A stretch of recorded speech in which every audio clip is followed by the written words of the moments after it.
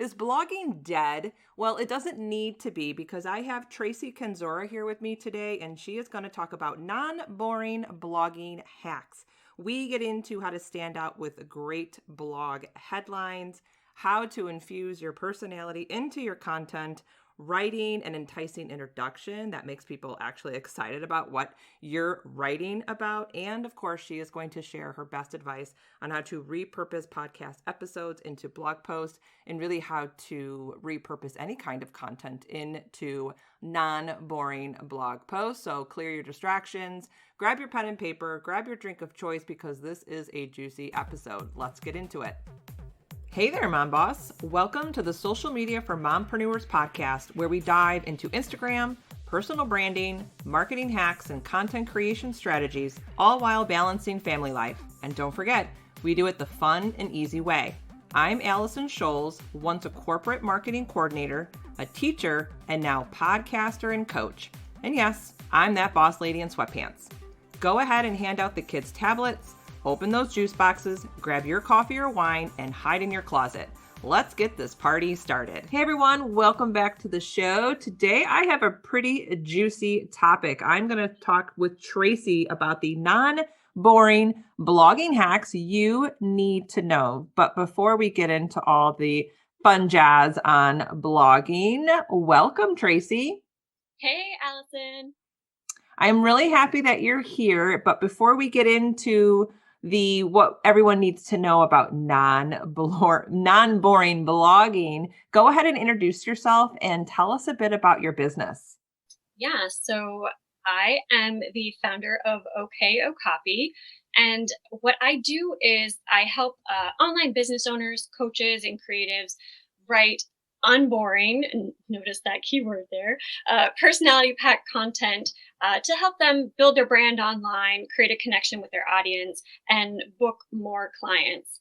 So I usually work as a copy coach and an editor to help my clients create unique brand voices and unboring content that helps them connect more and convert a bit better.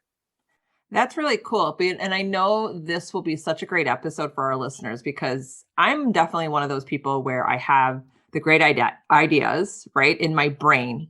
It's just getting it out of my brain and into copy and out into the world. And that's basically what you help people do, right? Yes, for sure. I think, and you're totally not alone.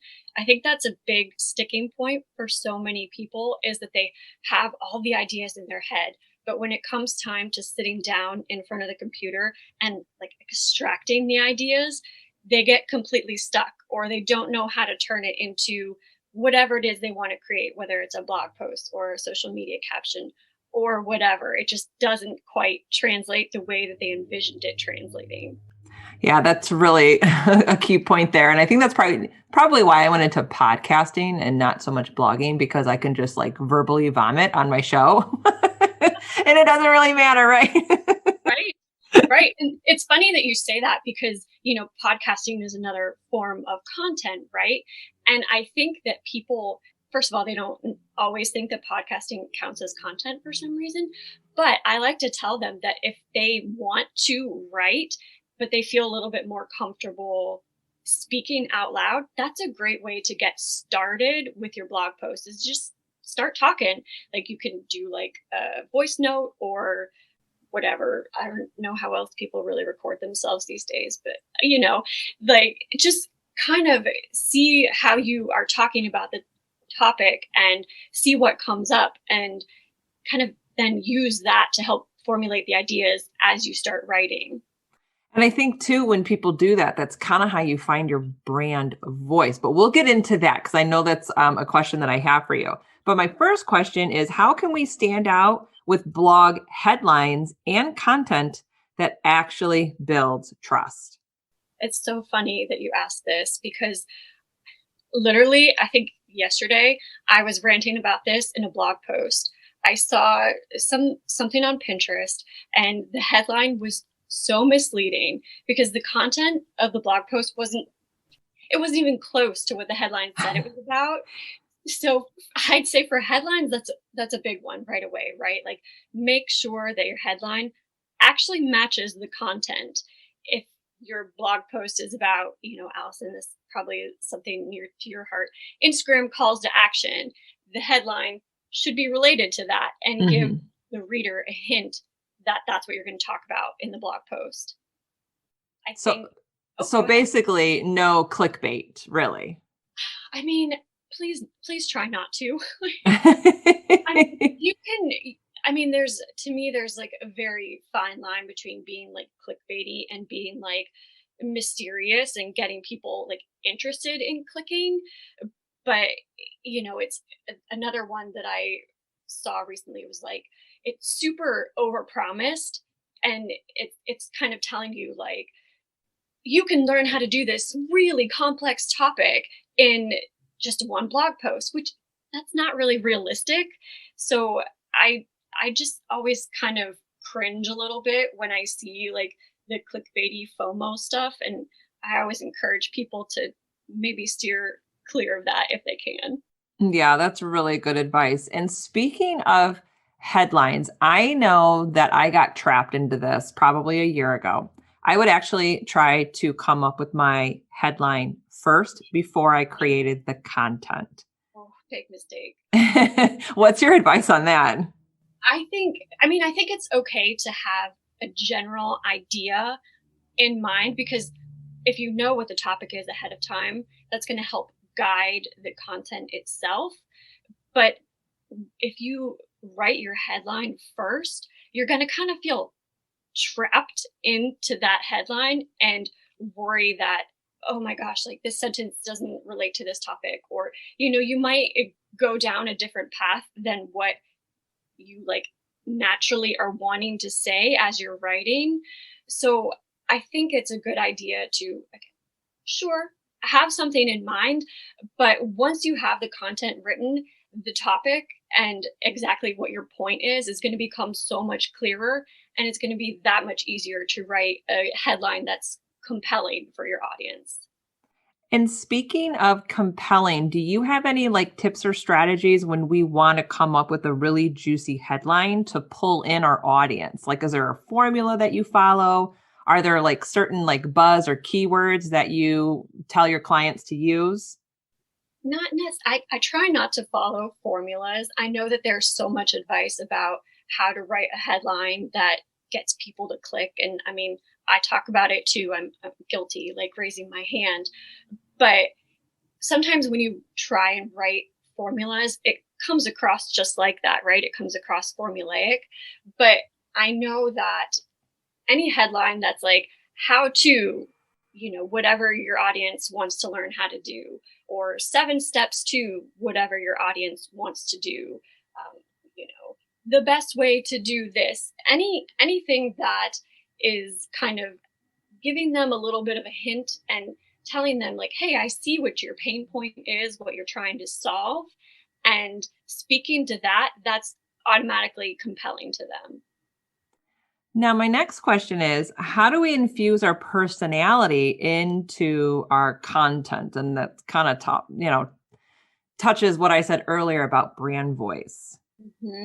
Yeah, so this is a huge topic, and I could talk about this, not even kidding, all day long. I mean, you should see how many blog posts I have. If I had to give just like a few tips, the first thing that I would say is to start weaving in expressions that you naturally use and to write like you talk. That's when you're getting closer to your voice and your brand voice. And one really easy way to do that is to start to pay attention to any words or phrases or expressions that you use when you're chatting with your best friend, or anytime you're on the phone with a family member or even a client. And I know that sometimes when we're trying to think of this, like, as a concept, it can feel like, what? I have no idea where to even start with that. So if nothing comes to mind right away, because not everyone has a catchphrase, right? Hmm. You can do a couple of things. Like we talked about earlier, you could record a conversation with a friend or a client to see what kinds of expressions naturally pop out of your mouth. Maybe you say, a lot, like I just did. maybe you start sentences with "here's the thing" all the time. Maybe you have some sort of favorite exclamation like "oh snap" or "what the fluff" that like every time you talk to someone it comes out, right? The other thing too is trying to read your content out loud. And I know that it can feel kind of weird and awkward at first, but it gives you really clear insight into things that feel out of place and unnatural. So if you're reading it out loud and you notice that something's not really flowing or it's not rolling off your tongue, then it's not you, it's not natural, it's not your voice, right? Right. That's actually something I do all the time with my Instagram captions. When I am preparing them, I always read them out loud. It's so smart because not only is it a great way to catch any like weird typos or anything, but it is just when I read things out loud, I notice where I get stuck and I find myself editing it as I'm reading it out loud. Like, I would never actually say that, or this, that just sounds weird. That's not me. Right. So it weird, sure, but really, really helpful. Absolutely. Yeah, I think that's probably the biggest takeaway when it comes to writing anything, really. Or even when I'm preparing like podcast notes, I will read it out loud to even see if this even sounds like me. Right? Yeah. Because I think it's so easy for people to get to have like a idea of what they want to sound like when they're writing, but they sound completely different when they're talking. And it can be kind of disconcerting for your audience. Let's say you're writing in this certain brand voice, but then you get on a call with someone and they're like, what? Like, that is not how I thought she was going to sound. So, Hmm. the more consistent you can be with your voice, the better. And again, reading it out loud really, really helps you see where you might be missing those pieces. And here's a little like hack or tip for our listeners. What you could do is you can actually, let's say there's a topic that you want to write about, just start talking into your memo app on your phone, save it, and then you can actually upload that file to, I don't know if you know about this, Tracie. It is a website called, is it Teamy or Temi? It's TEMI.com, and they will transcribe word for word your audio. And it's like 25 cents a minute or something. It's super cheap. And then you can just go in and edit it. Yes, I think that's such a great way for people that don't feel as comfortable writing as some other people might to just talk about it, see what comes up. That's going to help you get going and take some of the pressure off because a lot of times when we're writing, we make it this stressful, like pressure filled thing. And if you're just talking about it, that really helps like keep it calmer and less of a like, oh my God experience. Absolutely. Now, my next question is, how can we write an enticing introduction that makes people excited to read what we wrote? I love this question because you really need to grab people's attention, right? Like super quick and convince them to keep reading. I don't know what the latest like research says about like how quickly people decide whether they're going to keep reading, but it's seconds, right? So I think it's really helpful to build on the momentum from your attention grabbing headline. And there's a few different ways that you can start your blog post. Same way you might start a headline, honestly. Like, do you remember the old school, like 5 paragraph essays you would write in high school? Yes. And but you would always wouldn't you always like kind of start with a question? Like Hmm. right? So it sounds silly, but it's a tactic because it works. It immediately draws the reader in and kind of helps start a conversation with them. As soon as they see the question, they start thinking about how they would answer it. And then they start wondering if you agree with them. So then they keep reading to know how you'd answer that question. Okay, so start with a question is one strategy. Do you have another strategy?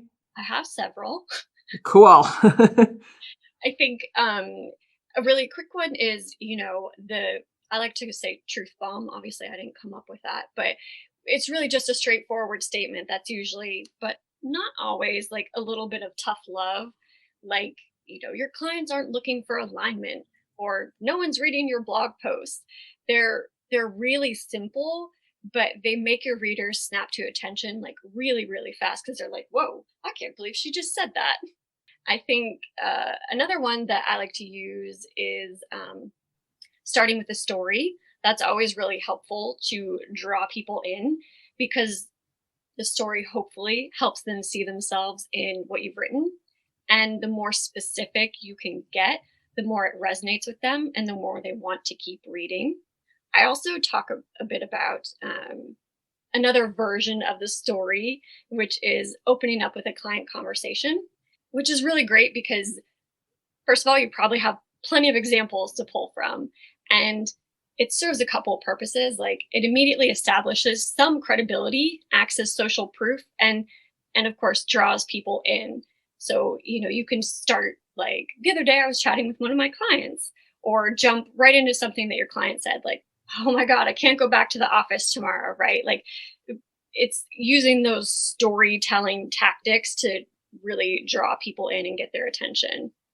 That's really good advice. Was that the last one? I mean, I have more if you want to hear them.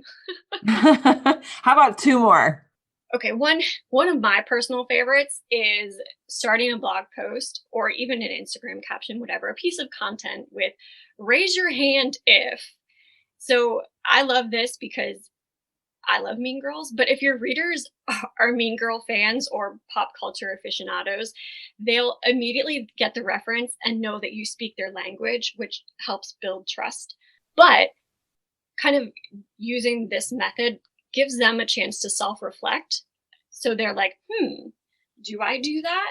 So then they kind of just jump right into reading the rest of the post, because you've kind of piqued their curiosity, and they're like, I do that.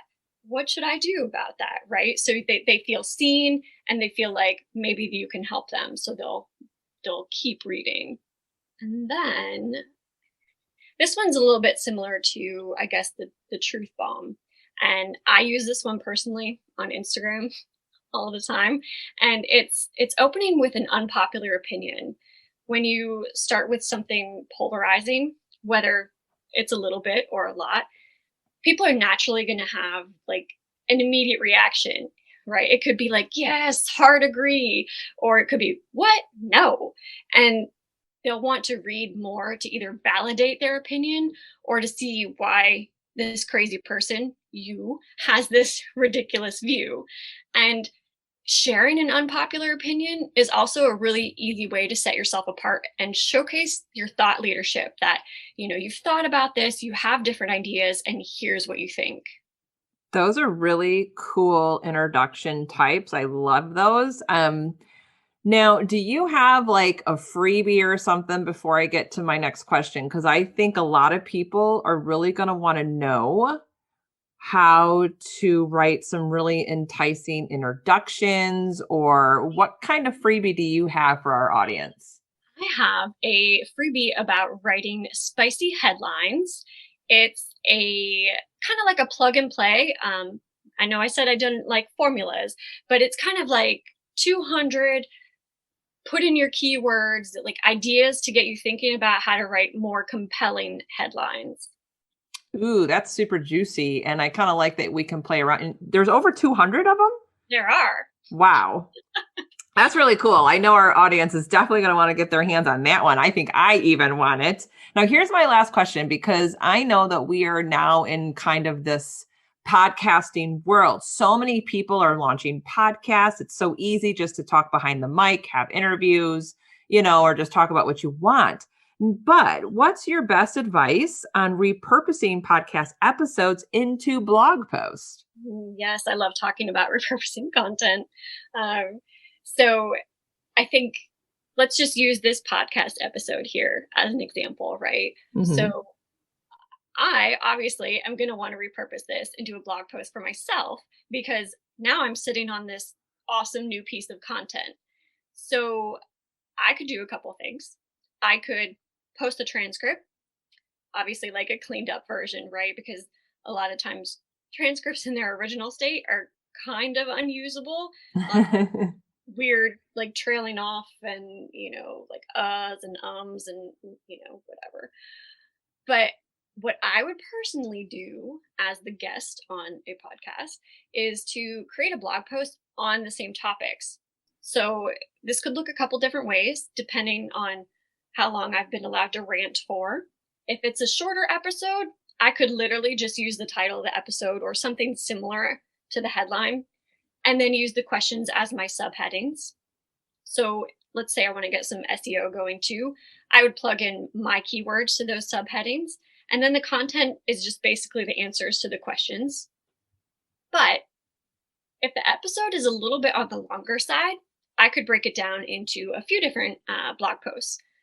Let's say I spent 15 minutes talking about infusing personality into your content, which is not out of the question. That could be one big blog post. And then maybe I spent another 10 minutes chatting about attention grabbing introductions. Boom, one more blog post. And then no matter what the end product looks like, I'm going to make sure that I link to Allison's website and the podcast episode, because again, for that SEO stuff, that's basically like a vote of confidence from my site to yours and vice versa. It's like saying to the search engines, hey, this is really good content, right? So I think it's just helpful to think about how you can use it as a big piece and as a smaller piece as well. I love that. And then it just made me think too, when you said using the individual questions as an individual blog post. This is a little hint for podcasters out there. You could take the individual questions and use them as individual Instagram posts as well. Yes, for sure. I think for repurposing content, because a podcast or a blog post is usually like your meaty piece of content, it's so easy to break that up into smaller things.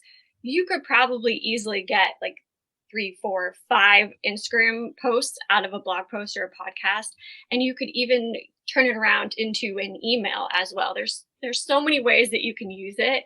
And I think it's just important to remember that no one's seeing every piece of content that we create. So it makes sense to reuse what we've already got so that we're working smarter, not harder.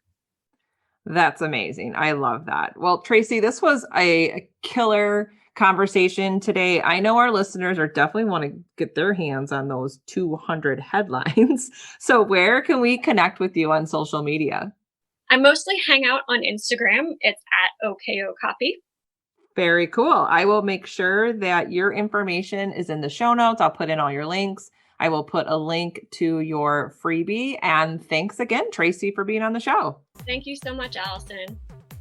Thank you for tuning in today. If you loved today's episode, then please head over to iTunes, social media for mompreneurs, and leave a review. Your review helps grow the show. And don't forget, head to bossladyandsweatpants.com to grab all my freebies and hang out with me on Instagram at Allison Scholes. I'll see you soon.